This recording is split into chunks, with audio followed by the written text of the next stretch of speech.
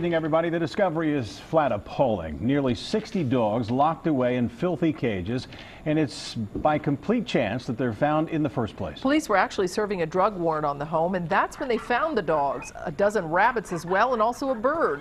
Well, tonight, the dogs are in better care. Local 12's Brad Underwood is live at the SPCA in Sharonville with a story Local 12 News was first to break. Brad.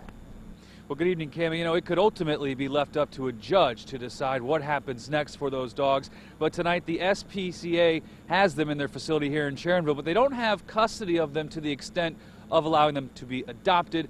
What they are doing is providing them with love, proper health care, food, and water, something investigators say they didn't have at their previous home. You know, at some point, X-ray, she's really big, but... One scared, shaking dog at a time, veterinarian Dr. Tamara Goforth and the vet techs at the SPCA examine every dog removed from the Price Hill home. They're giving each one a physical exam, checking them for microchips, and giving them all the proper shots to prevent illness, plus documenting the entire process with paperwork and a photo. Clearly, I would say it's a breeding situation, you know, because there's older dogs who have been bred numerous times, and some of them pregnant that we're getting in. Before arriving at the SPCA, many of the dogs were found in this dark, filthy, and putrid smelling garage. Cages stacked on top of each other from the floor to the ceiling. Some cages with multiple dogs locked up inside.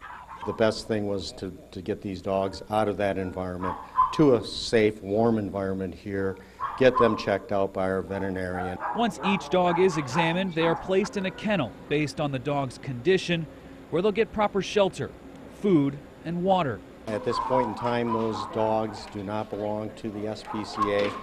Depending on animal cruelty charges that are pending, that'll be up to the courts to decide what to do with the dogs. Two of the dogs and all of the rabbits were left in the care of an acquaintance of the resident that was taken into custody.